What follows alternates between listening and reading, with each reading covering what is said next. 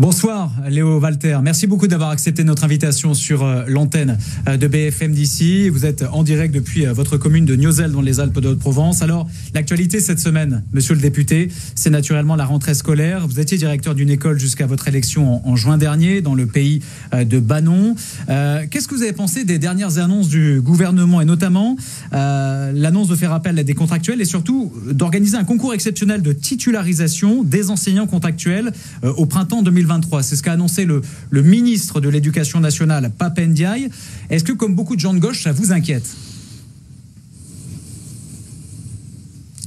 Alors, pour tout vous dire, j'étais encore il y a 2 heures à Revès-du-Bion dans mon école, puisque je préparais la rentrée avec la personne qui me succède à la direction de l'école. Donc, effectivement, vous le disiez très bien, je suis encore en lien avec ce monde-là et de très près. Pour répondre à votre question, nous avons fait, le groupe LFI-NUPES, une proposition de loi au début du mois d'août. Proposition de loi qui exigeait, invitait, demandait au gouvernement de recruter, non pas des contractuels, mais de recruter sur liste complémentaire. Et puis qui demandait aussi la mise en place d'un concours exceptionnel. Donc nous sommes très heureux d'une certaine manière d'avoir été entendus par le gouvernement. Nous espérons en tout cas que c'est bien ça qui s'est passé, puisque on a appris il y a quelques jours l'ouverture de la liste complémentaire pour les recrutements, en priorité sur le recrutement de nouveaux contractuels. Et puis, nous sommes heureux aussi de voir qu'il y a l'ouverture d'un concours exceptionnel. Il me semble que c'était essentiel au vu des déficits dans les différents corps professionnels. Cela dit, on est toujours un peu inquiet quand on voit le gouvernement reprendre nos propositions parce qu'il a souvent tendance à les tordre. Et on a vu récemment, par exemple, le recteur de l'Académie de Versailles expliquer à monsieur le ministre qu'il priorisait les contractuels sur les titulaires dans les opérations de mouvement, de nomination des enseignants afin de les fidéliser. Ça, c'est quelque chose qui forcément inquiète le député LFI-NUPES que je suis et puis l'enseignant que je reste.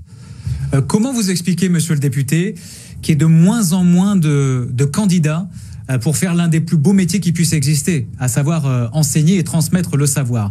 Il paraît, vous allez me reprendre si je me trompe, qu'avant, il y a quelques années de cela, c'était très compliqué d'obtenir un poste en région Provence-Alpes-Côte d'Azur. C'était un peu l'Eldorado des profs qui voulaient une mutation. Il paraît qu'aujourd'hui, ça devient plutôt simple, comme les autres académies. Pourquoi n'y a-t-il plus assez de personnes qui veulent devenir prof ou enseignant?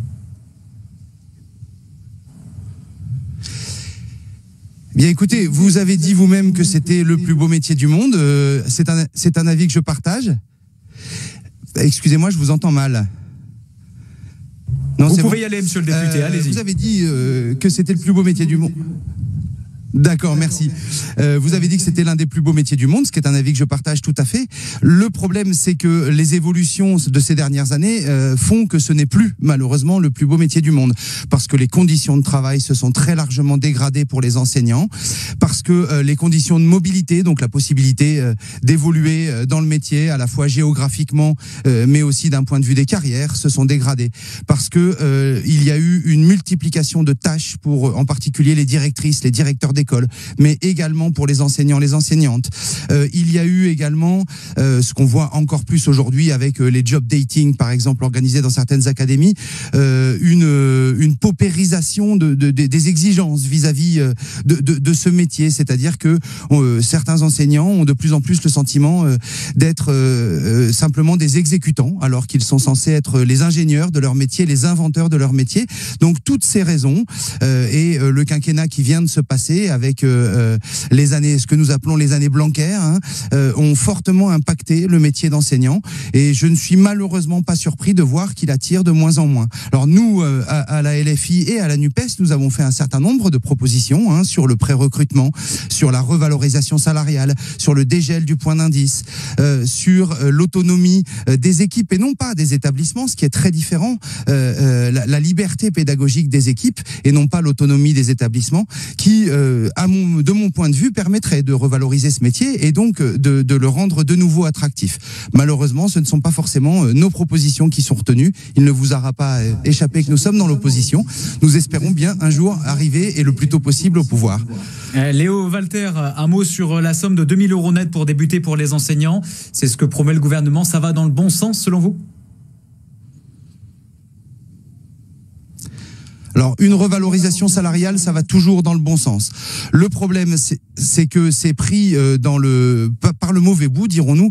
La question n'est pas de savoir à combien on débute, même si c'est important. La question est de savoir combien on est payé tout au long de sa carrière. Revaloriser uniquement les débuts de carrière, c'est faire une erreur complète. Nous, on pense qu'il faut revaloriser l'ensemble de la profession.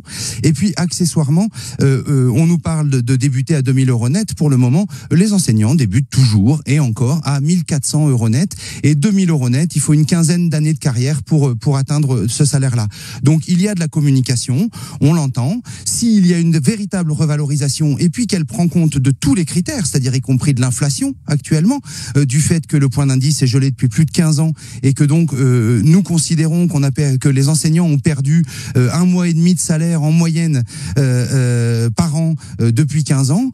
2 000 € net en début de carrière, c'est bien, ce n'est pas suffisant, ce n'est pas encore effectif. Et puis il faut absolument revaloriser les enseignants à tous les niveaux de leur carrière.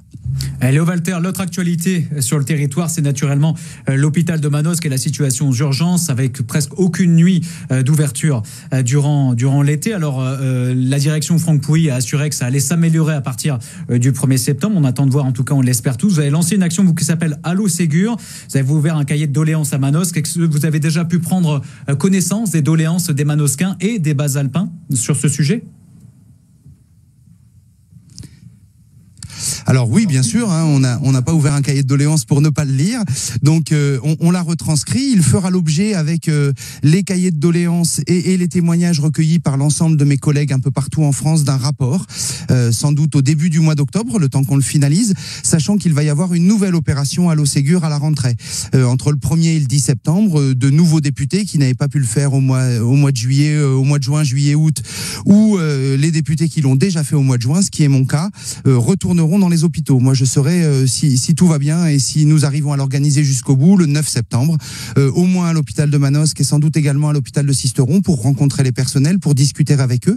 En tout cas, ce que j'ai lu dans le cahier de doléances de Manosque et puis les témoignages qui ont été recueillis directement sur place, puisque nous avions organisé le 29 juin des prises de parole devant l'hôpital, rejoignent tout à fait le diagnostic que nous en faisons, c'est-à-dire que la mission flash du ministre Braun, qui n'était pas encore ministre au moment où il l'a mené, mais qui l'est maintenant, ne répond pas du tout aux attentes ni des soignants ni des patients, et qu'il y a une urgence absolue pour l'hôpital. Alors vous dites que effectivement, et on nous annonce que ça va aller mieux pour l'hôpital de Manosque à la rentrée au mois de septembre.